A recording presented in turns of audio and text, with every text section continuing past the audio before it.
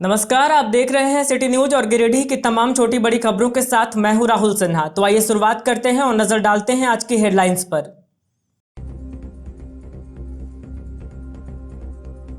झारखंड मुक्ति मोर्चा और घटक दलों ने किया भारत बंद के समर्थन का ऐलान। जेएमएम कार्यालय में प्रेस वार्ता कर कृषि कानून को बताया आम लोगों के लिए भी हानिकारक। आम आवाम से भी समर्थन का किया गया आह्वान। बालू उठाव मुद्दे पर भाजपा का आंदोलन टला। अब 9 दिसंबर को ट्रैक्टर मालिकों और मजदूरों के साथ भाजपा करेगा विरोध प्रदर्शन।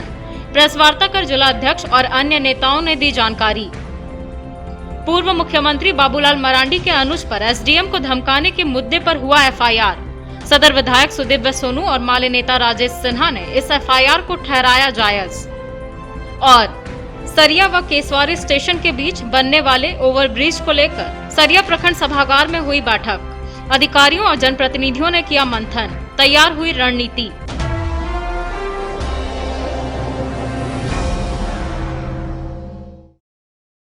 और अब खबरें विस्तार से। झारखंड मुक्ति मोर्चा जिला कमेटी ने 8 दिसंबर को आहूत भारत बंद का समर्थन करते हुए बंदी को सफल बनाने के लिए एक प्रेस वार्ता आयोजित की।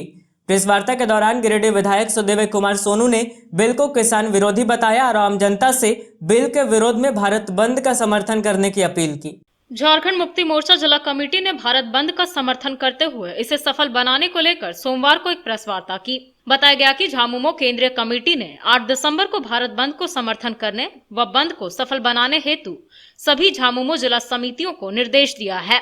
इसी कड़ी में झामुमो जिला कमेटी ने अपने घटक दल कांग्रेस एवं राजद के साथ मिलकर बस स्टैंड रोड स्थित झामुमो जिला कार्यालय में एक प्रेस वार्ता की और जनता से इस बंद को सफल बनाने की अपील की। प्रेस को संबोधित करते हुए गिरिडीह विधायक सुदिव्य कुमार सोनू ने कहा कि यह बिल प्रत्यक्ष रूप से तो किसानों के खिलाफ दिखता है, लेकिन यह बिल भारत की जनता के खिलाफ भी है, जहां कृषि उत्पादों के मूल्य का निर्धारण पर पूरी तरह कॉरपोरेट घरानों का कब्जा हो जाएगा और जनता कॉरपोरेट घरानों द्वारा तय किए हुए ऊंची खाद्य पदार्थों की कीमत चुकाने में असमर्थ हो जाएगी। इसलिए इस बिल के विरोध में आवाज सिर्फ किसान ही नहीं बल्कि सामान्य जनता को भी उठाने चाहिए। मौके पर जिला अध्यक्ष के अलावा गांडे विधायक डॉक्टर सरफराज अहमद, जिला सचिव महालाल सोरेन, उपाध्यक्ष शाहनवाज अंसारी, केंद्रीय समिति सदस्य प्रमिला मेहरा, कांग्रेस के जिला अध्यक्ष नरेश वर्मा, सतीश केडिया, राजद के भैरव वर्मा, बुलंद अख्तर, सईद अख्तर, रॉकी सिंह, गोपाल शर्मा, शोभा यादव, साहिद आदि कार्यकर्ता उपस्थित थे।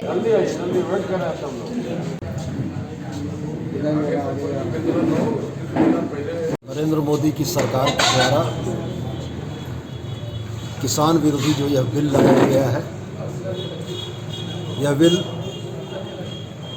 जिसका विरोध पिछले 10-12 दिनों से किसान सड़कों पर उतरकर कर रहे हैं, हमारा यह स्पष्ट मानना है कि यह बिल प्रत्यक्ष तौर पर किसानों का विरोधी तो जरूर दिखता है, लेकिन वास्तव में यह बिल भारत की हर जनता के खिलाफ है, जो आज 25 रुपये किलो का आटा खरीद कर खा सकते हैं। इस बिल के पारित हो जाने के बाद ये कॉरपोरेट घरानों के हाथ में जब ये पूरा देश का रिटेल व्यवसाय चला जाएगा तो आटे की कीमत भी ये कॉरपोरेट घराने तय करेंगे। हमारा यह मानना है कि इन कॉरपोरेट घरानों को जमाखोरी और बाज़ार पर नियंत्रण करने देने के लिए मोदी जी की सरकार ने 7th एसेंशियल कमोडिटी एक्ट, आवश्यक वस्तु अधिनियम को समाप्त किया है। एमएसपी की अनिवार्यता को ख़त्म किया है और हम ये कहना चाहते हैं कि पूरा देश किसानों के साथ है और झारखंड भी इससे अछूता नहीं है। तमाम वो राजनीतिक दल जो जनता के प्रति अपनी विचारधारा को स्पष्ट रूप से रखते हैं, वो इस बिल के खिलाफ हैं और इस कारपोरेट घराने के हाथ में इस देश को बेचने की साजिश रखने वाले लोग इस बिल के समर्थन में खड़े हुए दिख रहे हैं। आपके माध्यम से गिरिडीह की जनता से मेरी विनम्र अपील है कि देश के अन्नदाताओं के साथ साथ देश के नागरिकों के खिलाफ बन रहे इस कानून का विरोध करने के लिए कल पूरी एकजुटता दिखाएं और 8 दिसंबर के इस बंदी को इस ऐतिहासिक तरीके से करें कि केंद्र सरकार को यह बेहतर समझ में आ जाए कि पूरा हिंदुस्तान उसके इस काले कानून के खिलाफ खड़ा है। धन्यवाद। बटन तो बाद में लेगा। किसान विरोधी जो कानून भारत सरकार ने काला कानून जो बनाया है, उसके विरोध में एक बहुत बड़ा आंदोलन पूरे देश में चल रहा है। उस आंदोलन और वो किस लिए कानून बना है इसके पीछे मैं नहीं जाऊंगा, ये आप लोग सब जानते हैं। उस कानून के खिलाफ मोमेंटम देने के लिए झारखंड के मुख्यमंत्री माननीय हेमंत सोरेन जी ने भी फैसला किया है कि कल जिस तरह अन्य राज्यों में और जो दल इसको सपोर्ट कर रही है मिलकर भारत बंद का आह्वान किया है, झारखंड भी बंद रहेगा। हम लोग प्यार से मोहब्बत से लोगों को समझा के बुझा करके और कोई जोर जबरदस्ती नहीं होगा। आप देखिएगा लोग खुद त्राहिमाम भारत सरकार से हो चुके हैं और वो लोग अपनी स्वेच्छा से इसको बंद रखेंगे। निश्चित रूप से किसानों के पक्ष में पूरा भारत कल बंद रहेगा। इसी प्रकार जो हमारे घटक दल हैं, कांग्रेस पार्टी है, आरजेडी है, वो सब इसमें शामिल हो रहे हैं निश्चित रूप से। और ये किसानों ने तय किया हुआ कि जब तक इस काले कानून को वापस भारत सरकार नहीं लेगी वो लोग आंदोलन से पीछे नहीं हटेंगे। हम लोग किसानों के साथ हैं, इस कानून के खिलाफ हैं। ये कानून के जो लोग पक्षधर हैं वो आपके सामने नजर आ रहे हैं और मुझे तो लगता है कि उनकी समझ में अब नहीं आ रहा है कि करें तो क्या करें, साफ से सुंदर वाली हालत है।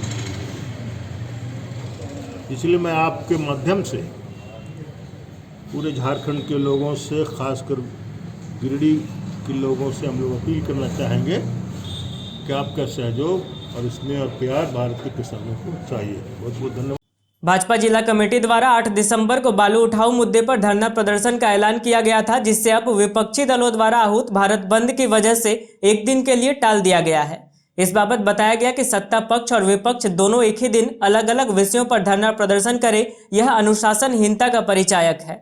8 दिसंबर को बालू उठाव मुद्दे पर ट्रैक्टर मालिकों, मजदूरों आदि के साथ भाजपा जिला कमेटी ने धरना प्रदर्शन का ऐलान किया था, लेकिन भारत बंद को लेकर इनका आंदोलन एक दिन टल गया है। बताया गया कि भारत बंद को देखते हुए आंदोलन को एक दिन बढ़ा दिया गया है। इस बात की जानकारी भाजपा जिला अध्यक्ष महादेव दुबे ने मकतपुर स्थित भाजपा के पूर्व विधायक निर्भय शाहबादी के आवासीय कार्यालय में पार्टी नेताओं के साथ बैठक के बाद दी। बताया गया कि कृषि बिल के विरोध में भारत के सभी विपक्षी दलों द्वारा संपूर्ण देश में एक दिवसीय बंदी की घोषणा की गई थी।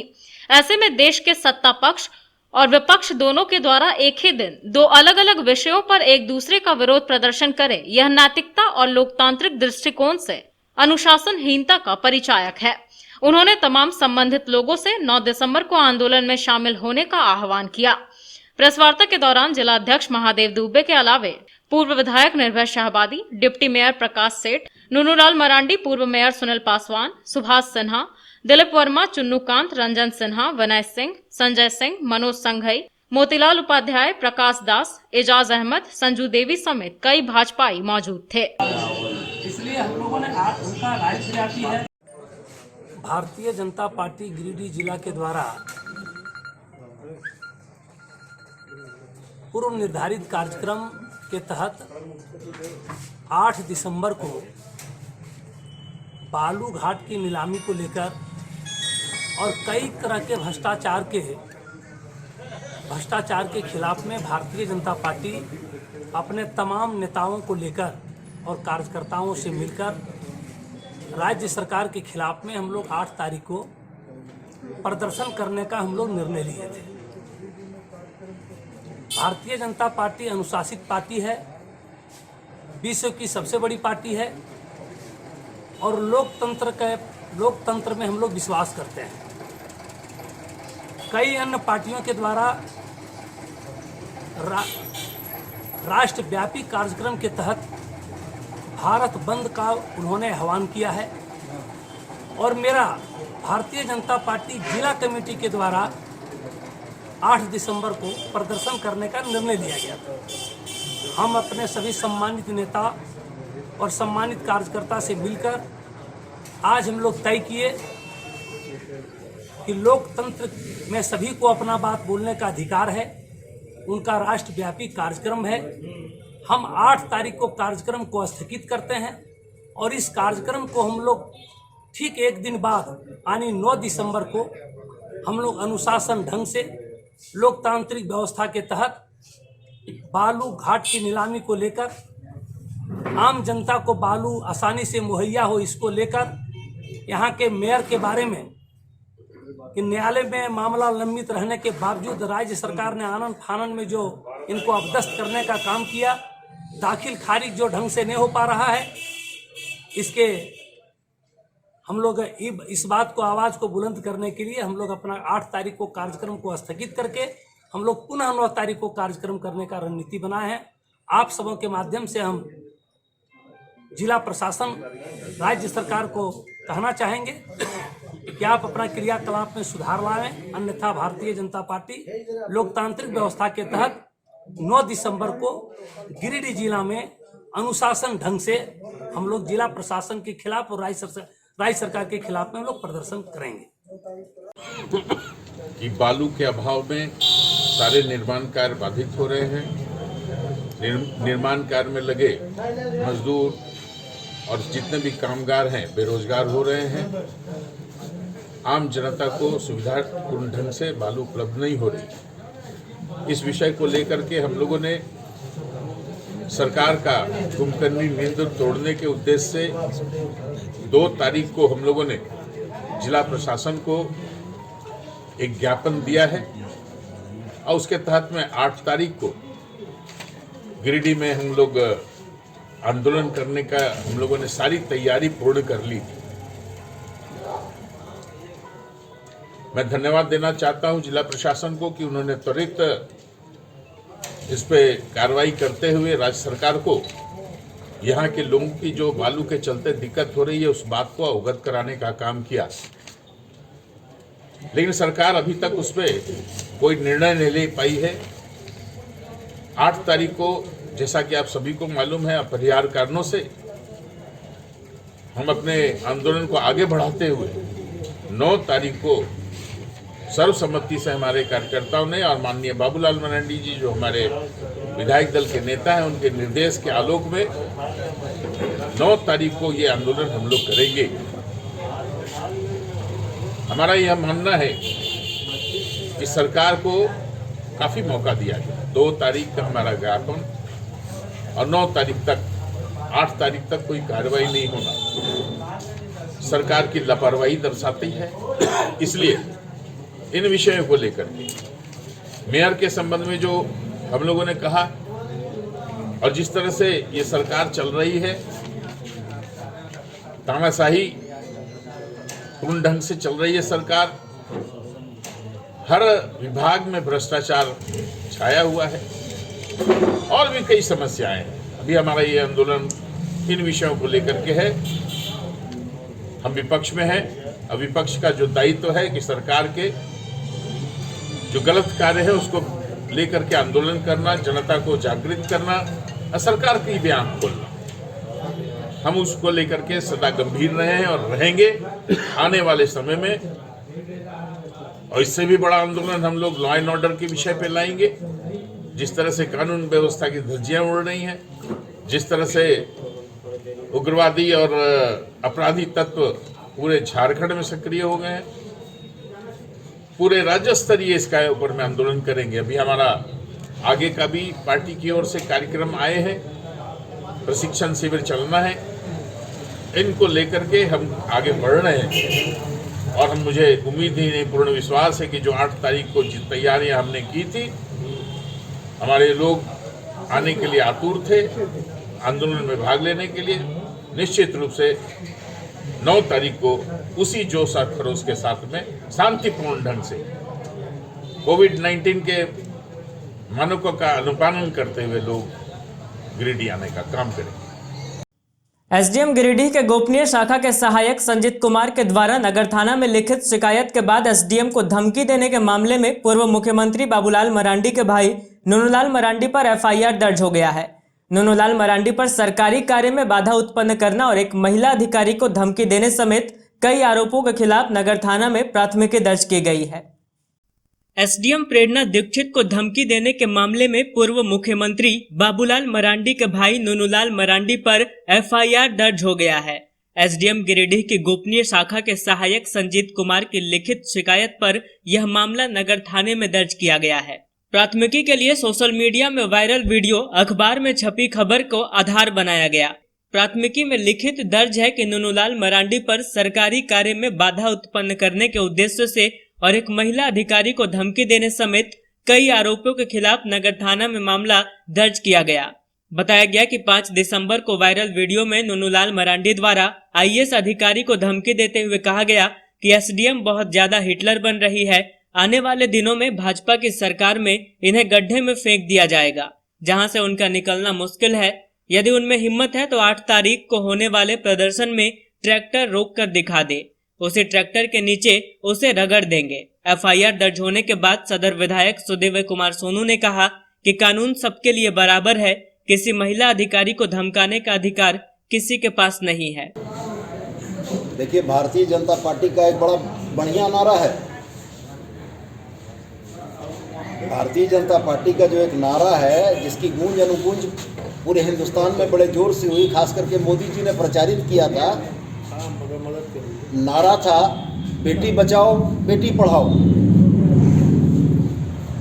तो वास्तव में ये नारा क्या था कि भारतीय जनता पार्टी के नेताओं से अपनी बेटी को बचाओ।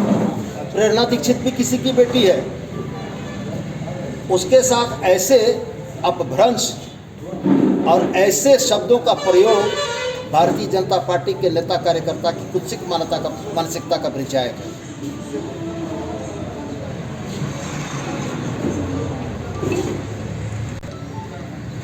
यदि अपराध कर्म में लिप्त भारतीय जनता पार्टी के कार्यकर्ता हों, नेता हों, चाहे झारखंड मुक्ति मोर्चा के कार्यकर्ता हों, कानून सबके लिए बराबर है। कानून अपना काम करेगा।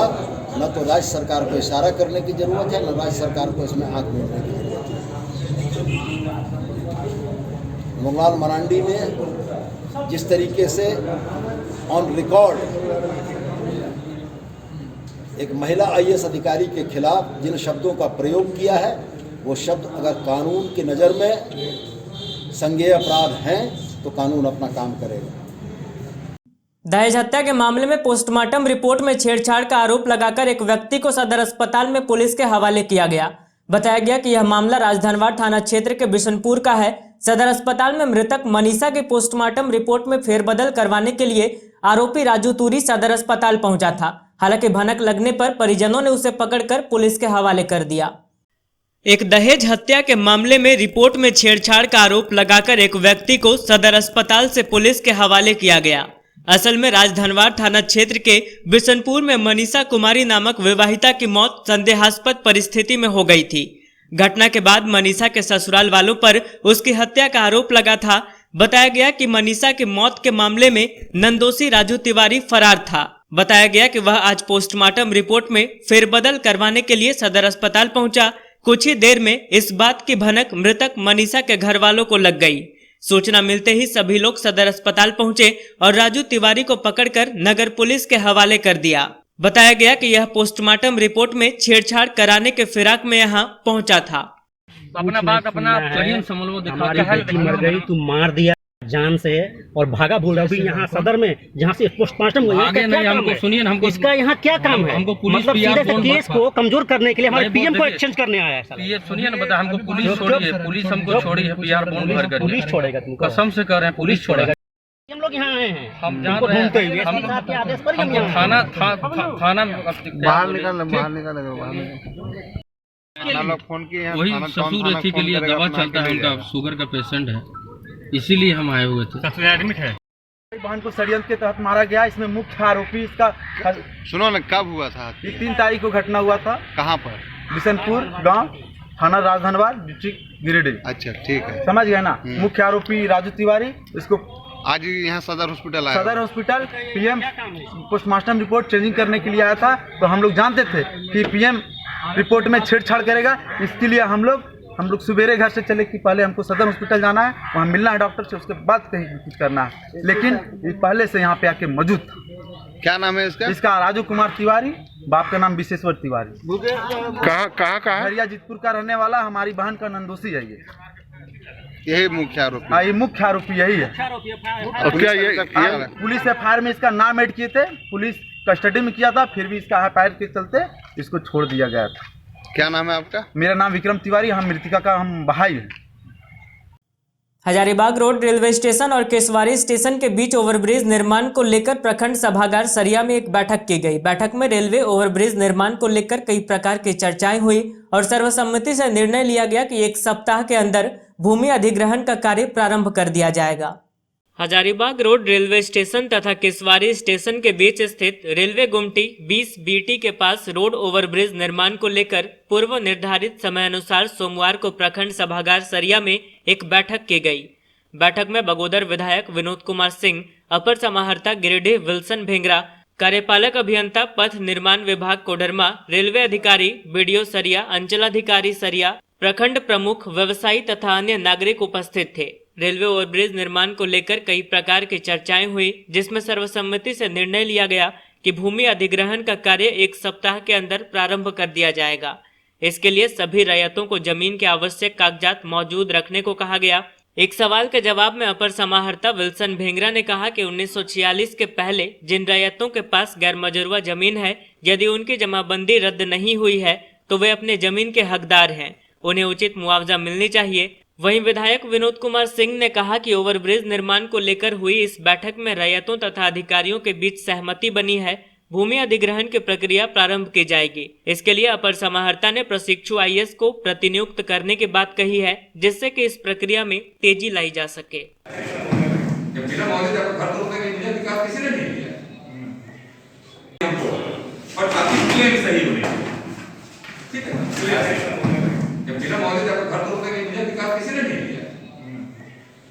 एक सहमति बन गई है कि सभी रैयत लोग अपने अपने कागजात तैयार रखें। भू अर्जन की प्रक्रिया हम लोग 1 सप्ताह के अंदर शुरू करने वाले हैं।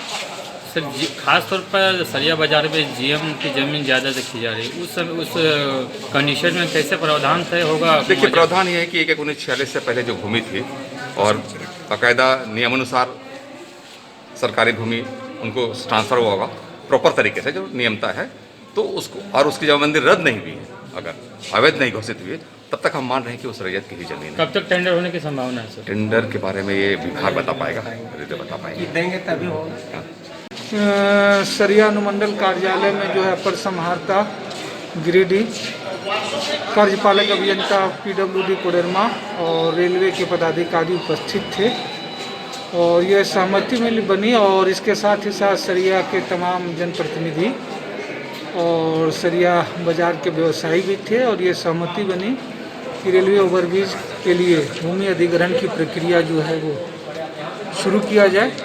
और अपर समाहर्ता ने कहा है कि 2 प्रशिक्षु जो है डिप्टी कलेक्टर है उनकी भी डेपुटेशन करेंगे ताकि इस प्रक्रिया में तेज़ी हो, ताकि लोगों की जो भूमि जा रही है, जो लोगों के मकान उसमें जाएंगे, उनके मुआवजे का आकलन सही करके भेजा जाए ताकि उनके मुआवजे राशि देने के बाद इसका टेंडर किया जाए। भंडारीडीह के पहले चौराहे पर सोमवार को घंटों जाम लगा रहा, जिससे लोगों को काफी परेशानियों का सामना करना पड़ा। हालांकि सूचना पर नगर थाना पुलिस मौके पर पहुंची और लगभग 1.5 घंटे की मशक्कत के बाद जाम को हटाया जा सका। भंडारीडीह के पहले चौराहे पर सोमवार को घंटों जाम लगा रहा। आसपास के लोगों ने इसकी जानकारी नगर थाने को दी, जिसके बाद पुलिस गश्ती दल मौके पर पहुंची और करीब 1.5 घंटे की मशक्कत के बाद जाम पर काबू पाया। इसी बीच 2 एम्बुलेंस भी जाम में फंसी रही। जाम की वजह से लोग खासे परेशान दिखे और ट्रैफिक व्यवस्था को कोसते नजर आए।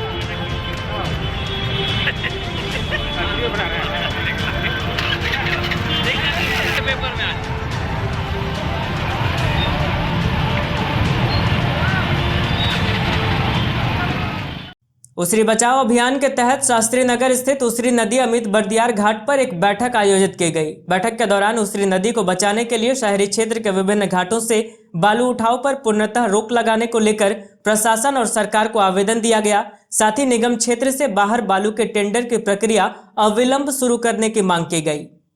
शास्त्री नगर स्थित उसरी नदी अमित बर्दियार घाट पर उसरी बचाओ अभियान के तहत एक बैठक की गई, जिसमें सैकड़ों सदस्य उपस्थित हुए। बैठक की अध्यक्षता रंजय कुमार बर्दियार ने की, जबकि संचालन ओमकार सिन्हा ने किया। बैठक में राजेश सिन्हा, सूरज नयन, रंजीत सिन्हा, रंजय बर्दियार, विकास सिन्हा, जितेंद्र गुप्ता, ओमकार, पपिंदर कुमार, रितेश सराक, राजकमल सिन्हा, राजेश बोस, मनोज पंडित, श्यामजी, शहनवाज आलम, प्रवीर सिन्हा, संजय कुमार, मुन्ना सिन्हा, नटवर सराक के अलावा वार्ड 8 और 9 के कई नागरिक शामिल हुए। बैठक में उसरी नदी को बचाने के लिए शहरी नगर निगम क्षेत्र के विभिन्न घाटों से बालू उठाव पूरी तरह बंद हो, इसके लिए प्रशासन और सरकार को आवेदन दिया गया है।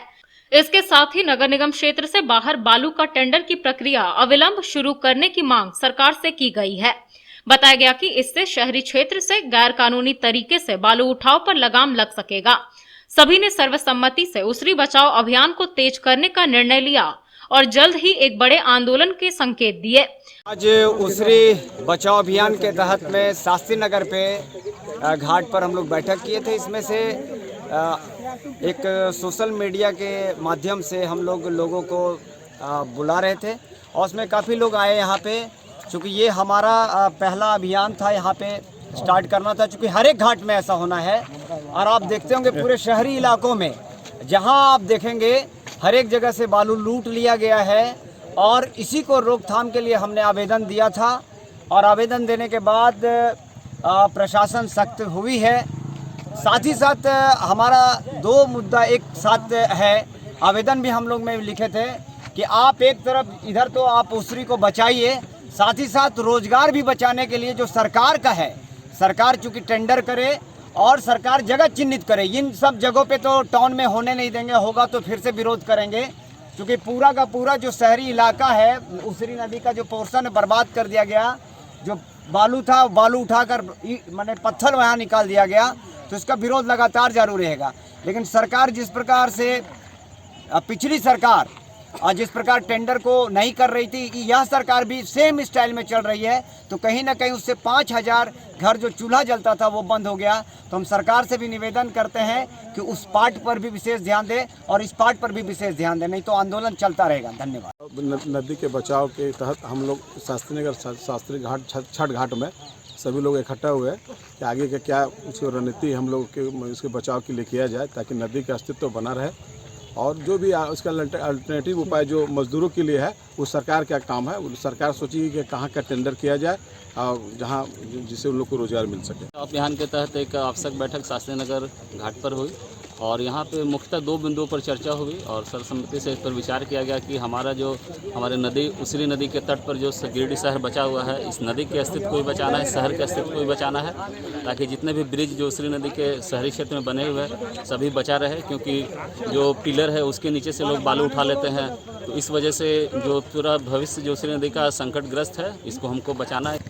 आज उसरी नदी के अस्तित्व को बचाने के लेकर एक बैठक शास्त्री नगर घाट में हुआ और शास्त्री नगर घाट के अलावा अन्य घाटों से नदी से जो बालू उठ रहा है उसके कारण बालू के उठ जाने से नदी का कटाव इतना बढ़ गया है कि जितने भी नदी में पुल बने हैं उस पुल के पिलर के नीचे तक 15-20 फीट से खाई हो गई है। जबकि शास्त्री नगर से लेके बरगंडा पुराना पुल तक पहले से पूर्व से भी वो CCL का घाट है, 99 साल का लीज पूर्व में CCL सरकार से ले चुकी है और इस घाट का टेंडर नहीं होता है, फिर भी अवैध तरीके से यहाँ बालू उठाया जाता है। इसलिए इस नदी को बचाने के लेकर आज एक हम लोग मुहिम छेड़े हैं। आज इसमें बैठक हुआ, अगले संडे को फिर हम लोग बैठेंगे और इसके लिए सरकार प्रशासन को हम लोग आवेदन देंगे। मौके पर माले नेता राजेश सिन्हा ने SDM प्रेरणा दीक्षित को धमकी दिए जाने के मामले में नुनूलाल मरांडी पर हुए FIR को जायज ठहराया। भाजपा के द्वारा नुनूलाल मरांडी जी के द्वारा जो बयान दिया गया था, हम कह सकते हैं कि नुनूलाल मरांडी जी का पर्सनल बयान नहीं था, वो भाजपा इससे पीछे हट रही है। वो भाजपा का बयान था कि जो पढ़ लिख कर एक महिला आगे बढ़कर इस गिरिडीह की सेवा में आई है और उसको डायरेक्ट मतलब टारगेट करके एक नाम लेकर कि हम ट्रैक्टर के नीचे रगड़ देंगे, ये बहुत ही मतलब बेकार तरीके का हम कह सकते हैं कि ये स्टेटमेंट है, और ऐसा स्टेटमेंट नहीं देना चाहिए था। हम अपने माध्यम से, आपके माध्यम से ये कह देना चाहते हैं कि आप नेता प्रतिनिधि होना अलग बात है, अफसर होना अलग बात है। आप आंदोलन करें, आंदोलन के लिए आप जोर लगाएं, लेकिन आंदोलन के पहले अगर आप ये करते हैं या बाद में अगर ये कहते हैं तो ये बेहतर बात नहीं है। हम तो इस मुद्दे में शुरू से विरोध कर रहे थे, और भाजपा जो कहती है कि बेटी पढ़ाओ, बेटी बचाओ, बेटी ये करो, ये ना, हम तो कहते हैं कि भाजपा से बचाओ, क्योंकि ज़्यादातर मुद्दे पे आप देखें, सेंगर देखें, यहाँ पे देखें, तो हर मुद्दे में आपको भाजपा ही नज़र आएगी और उसको बचाते हुए नज़र लोग आएंगे। धन्यवाद। अर्घाघाट स्थित श्रम कल्याण परिषद में झारखंड सरकार के श्रम नियोजन एवं प्रशिक्षण विभाग के द्वारा रोजगार मेले का आयोजन किया गया। बताया गया कि फ्यूचर मिशन नामक कंपनी युवाओं को रोजगार देने के लिए आवेदन के आधार पर चयनित कर रही है। अर्घाघाट स्थित श्रम कल्याण परिषद में सोमवार को रोजगार मेले का आयोजन किया गया। इस मेले में भारी संख्या में अभ्यर्थी जुटे और अपना आवेदन जमा किया। बताया गया कि झारखंड सरकार के श्रम नियोजन एवं प्रशिक्षण विभाग के द्वारा यह भर्ती कैंप लगाया गया है, जिसमें फ्यूचर मिशन नामक कंपनी युवाओं को रोजगार देने के लिए चयनित कर रही है। इस बाबत जिला नियोजन पदाधिकारी ने कहा कि उनकी देखरेख में यह भर्ती प्रक्रिया संचालित हो रही है। उम्मीद है कि कई दर्जन युवाओं को इससे रोजगार देने का रास्ता साफ होगा।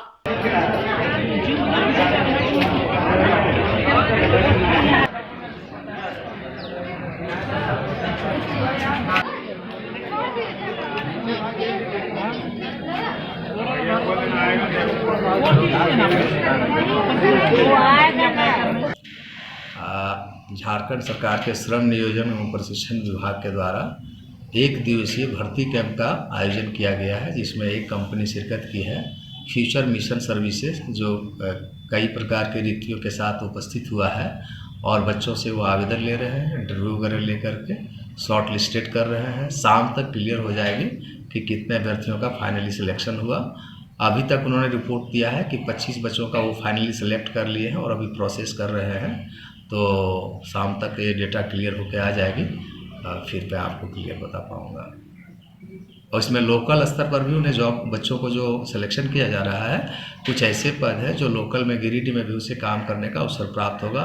बाकी बाहर भी जाना है, धनबाद वगैरह आसपास के जिलों में, दूसरे राज्य के लिए भी है। तो कोरोना काल में एक अच्छा अवसर है रोजगार का। पेंशनर्स कल्याण समाज की एक बैठक सोमवार को झंडा मैदान में संपन्न हुई। बैठक के दौरान मुख्य रूप से किसान आंदोलन का समर्थन करने का आह्वान किया गया। साथ ही सेवानिवृत्त कर्मियों का महंगाई भत्ता अवरुद्ध करने एवं पेंशन भुगतान पर टालमटोल कर रोक लगाने जैसे साजिश पर गहरा आक्रोश व्यक्त किया गया। पेंशनर्स कल्याण समाज की एक बैठक सोमवार को झंडा मैदान में राष्ट्रीय संगठन सचिव अशोक कुमार सिंह की अध्यक्षता में संपन्न हुई। बैठक में मुख्य रूप से किसान आंदोलन का गर्मजोशी के साथ समर्थन किया गया। वहीं दूसरी ओर सेवानिवृत्त कर्मियों का महंगाई भत्ता अवरुद्ध करने एवं पेंशन भुगतान पर टालमटोल कर रोक लगाने जैसे साजिश पर गहरा आक्रोश व्यक्त किया गया। बताया गया कि नए कर्मचारियों को पुराने पेंशन योजना में शामिल करने के बिंदु पर समर्थन दिया गया है। वहीं जिले के अंदर बैंक ऑफ इंडिया के एलडीएम द्वारा पेंशनधारी को परेशान करने के विरुद्ध संघर्षरत पेंशनधारी नेताओं के पेंशन पर रोक संबंधित साजिश के विरोध में सांगठनिक पत्राचार पर जांच करने की मांग की गई। बैठक में संगठन मजबूती के तहत 24 जनवरी को किरण पब्लिक स्कूल खेल मैदान में केंद्रीय व राज्य सरकारी पेंशनधारी का जिला स्तरीय मिलन समारोह आयोजित करने का निर्णय लिया गया। इस बैठक में जिला मंत्री रघुनंदन प्रसाद विश्वकर्मा, देव सिंह, नरेंद्र कुमार गुप्ता, रूपलाल महतो, नरेंद्र नारायण सिंह, भरत प्रसाद गुप्ता, सावित्री, काशीनाथ प्रसाद, अनिरुद्ध सिंह, विष्णु यादव, भिखारी पंडित, बैजनाथ महतो सहित कई लोग मौजूद रहे। सेवानिवृत्त कर्मचारियों की बैठक में हम उपस्थित हैं। जैसा कि हम लोग जानते हैं कि आज किसान आंदोलन समूचे देश में चल रहा है। ये सरकार कुछ न कुछ सर्जिकल स्ट्राइक की तरह काम करती है। अभी इसने किसानों को रोड पर ला दिया। बहुत दिनों तक अन्नदाता अन्नदाता अन्नदाता कहता रहा और ये तीनों बिल ला करके निश्चित तौर पर किसानों के साथ धोखाधड़ी किया है। इसलिए किसानों के समर्थन में हम हैं और हम चाहते हैं हम लोग कि किसानों के संबंध में अविलंब सरकार निर्णय लेकर आंदोलन को समाप्त कराए और ये जो 3 बिल किसान विरोधी बिल है उसको रद्द करे। दूसरी ओर हम सेवानिवृत्त कर्मचारी हैं, इस सरकार से सर्जिकल स्ट्राइक के नाम पर फिर घबराते हैं। ऐसी सूचना मिल रही है कि नई पेंशन योजना की लड़ाई जितनी बढ़ती चली जा रही है, ये सरकार ने यह सोचा है कि ये लाखों जो सेवानिवृत्त कर्मचारी है, बूढ़े हैं, कोई बेड पर हैं, कोई कमज़ोर है, ये हमारा क्या कर सकता है। इसे हमारे पेंशन को भी समाप्त करने की दिशा में ये सरकार आगे बढ़ रही है। ये सरकार की सोच है कि अगर पेंशन ही समाप्त हो जाएगा तो जो नया कर्मचारी आया है, जो पेंशन पुरानी पेंशन की मांग करता है, उसका मांग ही समाप्त हो जाएगा। इसलिए हम लोगों को काफ़ी यह चिंता है कि ये वर्तमान भारत सरकार का जो कार्यकलाप है, जब किसानों को नहीं छोड़ा तो कल हमें जो बुजुर्ग कहता है, हमें भी ये नहीं छोड़ेगा, हमें भी मरने के लिए विवश कर देगा। ऐसी परिस्थिति में हम सभी आज सेवानिवृत्त कर्मचारी यह निर्णय ले रहे हैं कि समूचे देश के सेवानिवृत्त कर्मचारियों के बीच में प्रचार प्रसार करके इस सरकार के नीतियों के विरुद्ध में खड़ा करेंगे, ताकि बुढ़ापे में भी हमें कोई अधिकार से वंचित नहीं करे। आज गिरिडीह जिला की स्थिति कुछ बैंकों के साथ हमें काफ़ी चिंता है।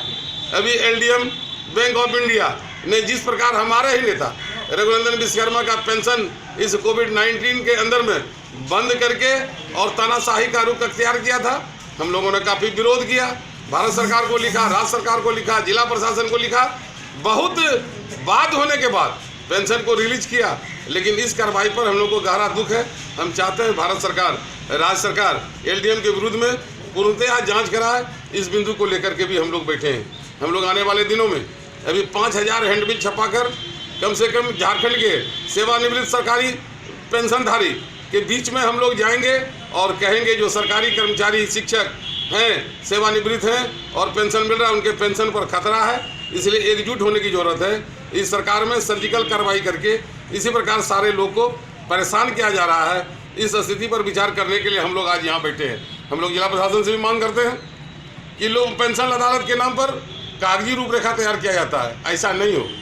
आप कम से कम 15 दिन पहले सूचना दें कितना तारीख को पेंशन अदालत होगा, तमाम संबंधित को जानकारी दिया जाए, पेपर के माध्यम से हाईलाइट किया जाए। जो वास्तविक में पेंशन में जो परेशानी में फंसे हुए लोग हैं, वो आपके पेंशन अदालत में भाग लेकर के अपनी दुखड़ा सुना सकें। लेकिन ऐसा नहीं कर पेंशन अदालत के नाम पर कतिपय विभागों के पदाधिकारियों को बुला लिया जाता है, वो अपना कागजी तौर पर प्रतिवेदन तैयार करके और वहाँ बैठ जाते हैं और बहुत सारे तथ्य को वो छिपा देते हैं। इसे आज बहुत सारे सेवानिवृत्त कर्मचारी पेंशन को नियमित पेंशन पाने के लिए वो परेशान हैं और जो भी कठिनाइयाँ उनको है, कहीं कम मिल रहा है, कहीं फिक्स ही नहीं हुआ है, कहीं नॉमिनी के नाम पर उनके आश्रित को दौड़ाया जा रहा है। इस सब बिंदुओं पर जिला प्रशासन से भी आग्रह है कि एक बार पेंशन अदालत इस प्रकार लगाएं कि 15 दिन पहले तमाम पेपर मीडिया को सूचना दे दें कि जो भी आश्रित को कठिनाई हो रही है, जो भी सेवानिवृत्त को कठिनाई हो रही है, तो वैसे तमाम लोग इस पेंशन अदालत में भाग लें। तभी यह मामला क्लियर होगा कि जिला प्रशासन वास्तव में पेंशनधारियों के सपोर्ट में है। क्योंकि आज राष्ट्रीय पेंशन अदालत लग रहा है, राज्य स्तर पर लोग पेंशन अदालत लग रहा है, लेकिन रिजल्ट उसका जीरो होता है। जीरो होने का कारण क्या है? वह सरकारी रूपरेखा के रूप में खींच करके यह लंबा खींच देते हैं और उसमें जिनको मिलना चाहिए, जो नीडी है, वो ही नहीं आ सकते हैं और उनको अंदर घुसने का प्रवेश भी नहीं दिया जाता है। इसलिए ऐसी परिस्थिति में आज पेंशन सेवानिवृत्त कर्मचारियों की समाज कल्याण की बैठक में हम लोगों ने यह निर्णय लिया है कि सर्वप्रथम समूचे राज्य के पेंशनधारियों को एक बार एकजुट करें, न सिर्फ पेंशन बचाने के लिए बल्कि जो राज्य स्तर पर, जिला स्तर पर, प्रखंड स्तर पर जो सेवानिवृत्त कर्मचारियों को परेशानी हो रही है, उनके आश्रितों को परेशानी हो रही है। बैंकों में भी माथापच्ची कम नहीं है। बैंक के पदाधिकारी जब आते हैं वो कहते हैं कि नहीं, हमने अलग काउंटर कर दिया, हमने 1 तारीख फीस कर दिया, 2 तारीख फीस, ऐसी बात नहीं है। आज भी अगर बढ़िया ढंग से देखा जाए तो पेंशनधारियों के साथ अधिकतर बैंकों में वह दादागिरी किया जाता है, उसे इज्जत नहीं दिया जाता है, प्रतिष्ठा नहीं दिया जाता है। जबकि जिंदगी भर हमने सरकारी सेवा किया, हमारा पेंशन है और हमको अपने पेंशन लेने पर इस प्रकार की कठिनाई होगी तो बैंक को भी सुदृढ़ करने की जरूरत है। बैंक एकाध बैंक के पदाधिकारी अच्छे ढंग से बातचीत करते हैं, लेकिन जनरली हम देखते हैं कि जो पेंशनर बैंक के अंदर जाता है उसको 2 नंबर का नागरिक समझकर धिक्कार कर उसको लाइन में खड़ा कर दिया जाता है। इस सब बिंदुओं पर भी आज हम लोग निर्णय ले रहे हैं। हम समझते हैं आने वाले दिनों में इस देश के अंदर जब तक किसान खुशी नहीं होगा तब तक हमारे देश में हरियाली नहीं आ सकता है। जिस प्रकार जो बुजुर्ग ने सेवा दिया है, अगर वो इस बुजुर्ग को देखकर अगर आने वाला जो कर्मचारी है, अगर उसको लगेगा कि रिटायरमेंट के बाद इसकी यही स्थिति होती है, तो वो भी उत्साहित होकर काम नहीं करेगा। इन तमाम बिंदुओं पर विचार करने के लिए आज हम लोग यहाँ बैठक में कोडरमा लोकसभा क्षेत्र के पूर्व सांसद डॉक्टर रविंद्र कुमार राय ने अपने आवास में एक प्रेस वार्ता आयोजित की। इस दौरान इन्होंने बताया कि राज्य सरकार के सारे विकास कार्य सुस्त पड़े हैं। इस वजह से भाजपा विधायक दल के नेता बाबूलाल मरांडी ने जनहित के मुद्दों को लेकर वर्तमान झारखंड सरकार के विरोध में आंदोलन करने का ऐलान किया है, जिसकी सहमति पार्टी नेताओं ने भी दे दी है। भारतीय जनता पार्टी ने गिरिडीह जिले में वर्तमान झारखंड सरकार के विरुद्ध आंदोलन की शुरुआत की घोषणा कर दी है। भाजपा विधायक दल के नेता बाबूलाल मरांडी ने जनहित में मुद्दों को लेकर प्रदर्शन का ऐलान किया है, जिसकी सहमति पार्टी के नेताओं ने भी दे दी है। उक्त बातें कोडरमा लोकसभा क्षेत्र के पूर्व सांसद डॉक्टर रविंद्र कुमार राय ने सरिया स्थित अपने आवास में पत्रकारों को कही। उन्होंने कहा कि आंदोलन के माध्यम से पूरे झारखंड को संदेश देना है कि झारखंड के जनहित समस्याओं को बर्दाश्त नहीं किया जा सकता। राज्य सरकार कई बहानों के साथ गुजारा काटते हुए जनता को भ्रमाने की कोशिश कर रही है। उन्होंने कहा कि 1 वर्ष बीत जाने के बाद भी विकास के सारे कार्य ठप पड़े हैं। ऐसी कुंभकर्ण की नींद में सोने वाली सरकार आजादी के बाद कभी नहीं देखी गई। यह सरकार पूरी तरह से बातूनी है। उन्होंने कहा कि जिस हुकूमत की कोषागार 1 वर्षों तक बंद हो जाए, वह सरकार प्रशासनिक दिवालियेपन का घोतक है। डॉक्टर राय ने कहा कि झारखंड के जरूरतमंद लोगों को ट्रैक्टर से खेती करने वाले बेरोजगार किसान के बेटों के साथ सौतेला व्यवहार हो रहा है। झारखंड सरकार इनके पेट पर लात मारने की कोशिश कर रही है। धान क्रय के मामले में पूरी तरह से असफल सिद्ध हो रही है। धान क्रय पर प्रतिबंध लगाकर भारत सरकार के आदेशों को भी अवहेलना कर रही है। झारखंड के लाखों किसानों, करोड़ों किसानों के साथ बेईमानी कर रही है, अन्याय कर रही है। बिना विलंब किए पैक्स को हर पंचायत स्तर पर धान क्रय के लिए प्रारंभ करना चाहिए। किसान 2050 रुपये प्रति क्विंटल का धान 1000 रुपये 1200 रुपये क्विंटल बेचने के लिए मजबूर हो रहा है। यह घोर अन्याय है, घोर संवेदनहीनता है और राज्य सरकार का यह पतन का संकेत है। उसी प्रकार से विकास के सारे कार्य ठप हैं। कहीं भी इस वैधानिक रूप से बालू उपलब्ध नहीं है। राज्य सरकार इस मामले में पूरी तरह से कुंभकर्णी निंद्रा में है और यह सरकार जन विरोधी, जनता के हितों को अनदेखा करने वाली बातूनी सरकार है, जो सिर्फ रोज ढकोसले कर रही है और कोरी घोषणाएं कर रही है। उन्हें जनहित से कोई मतलब नहीं है। भाजपा अब ऐसी निकम्मी सरकार को जनहित में चैन के साथ नहीं स्वीकार कर सकती है। हम बेचैन होंगे और सरकार को बेचैन कर देंगे।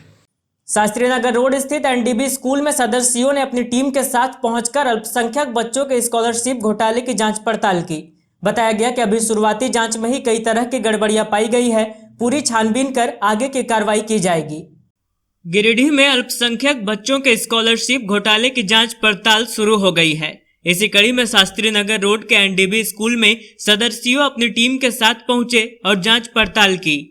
बताया गया कि एनडीबी स्कूल में भी अल्पसंख्यक बच्चों के नाम पर 1000 रुपए स्कॉलरशिप आता है। इसी की जांच पड़ताल की जा रही है। बताया गया कि शुरुआती जांच में ही कई तरह की गड़बड़ियां मिली है।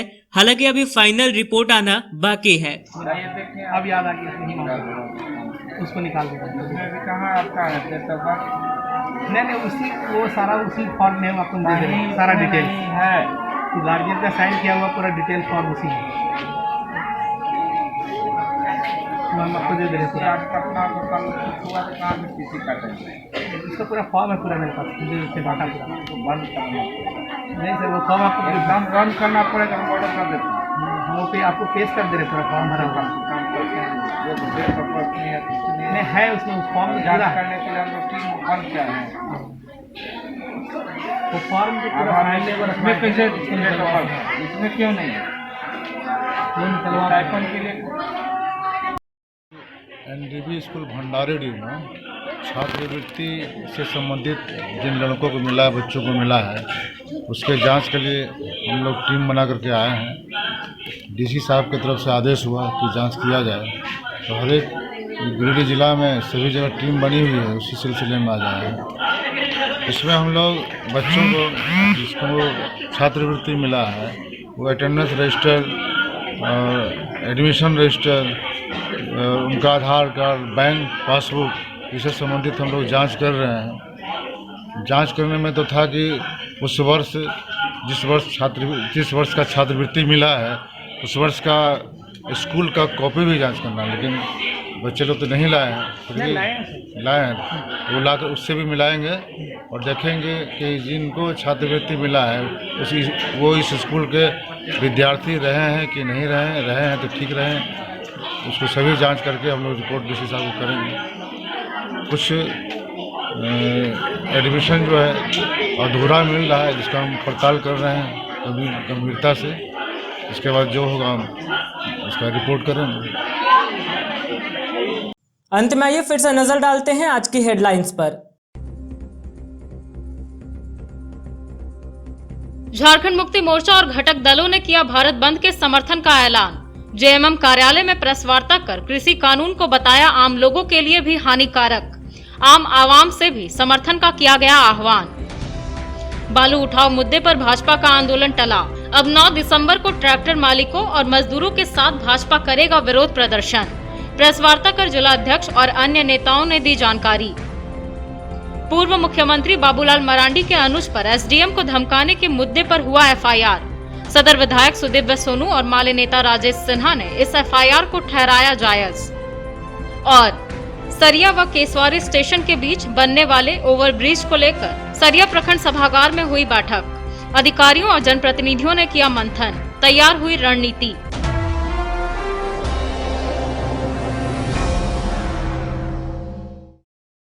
आज के अंक में बस इतना ही। अगले अंक में फिर मुलाकात होगी कुछ अन्य खबरों के साथ। तब तक दीजिए हमें और हमारी पूरी टीम को इजाजत। नमस्कार।